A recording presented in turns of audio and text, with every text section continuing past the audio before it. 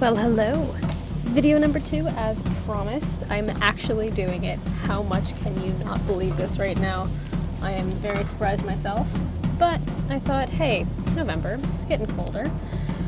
I'm making a cooking video because I want French onion soup, and that just makes sense. So, I'm going to show you how I'm making this today. I got the idea to film myself making this after I started, but just slightly after. I'm going to put the instructions up on the screen and the recipe that I used, which is from All Recipes, in the description. So here we go. First and foremost, you want to get some butter. There's a 1/4 cup butter in this pan that's already been melted down with a teaspoon of sugar. Just white sugar is fine. Then you're going to throw a whole bunch of onions in there. I used 1.5, but you can use up to 3 according to this recipe. So throw some onions in there. They say thinly slice for this one. So you're going to want to slice them into small strips. And then you're going to cook them over some medium heat for 10 minutes or until golden brown. So basically, so long as they look delicious, you're good.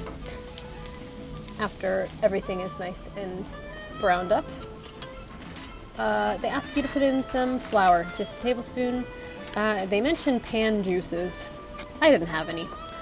After that, they want you to add in some water, wine, and beef broth. There is 2.5 cups of water, 1/2 cup of red wine. I use Jackson Triggs because I'm Canadian, and that's the wine they told me to buy at the store. So I bought Jackson Triggs wine. And there are 2, this says 10.5 ounce cans. I didn't know what that means, and I bought a carton of condensed beef broth.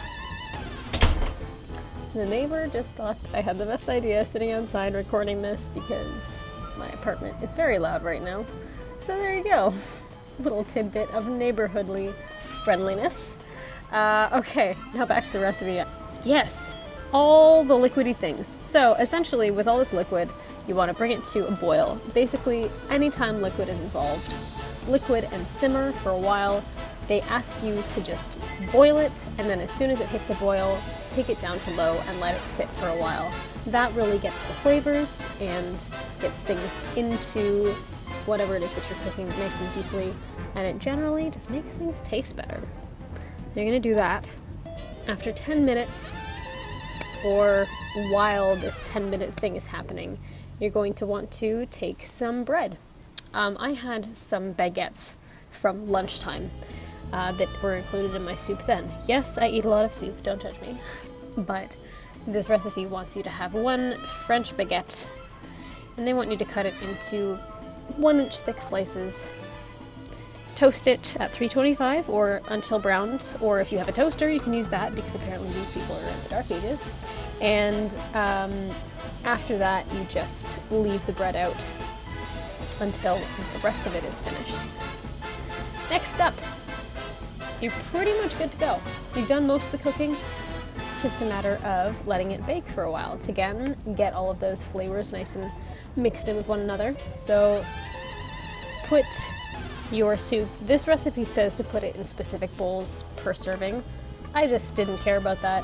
I knew that it's just going to be me eating it, and I don't have that much dishware, so I just put it into 1 oven-safe bowl. You put your bread in, and then you put your cheese in. I had some extra cheese left over. Basically, this is a leftover day for me. Don't judge me.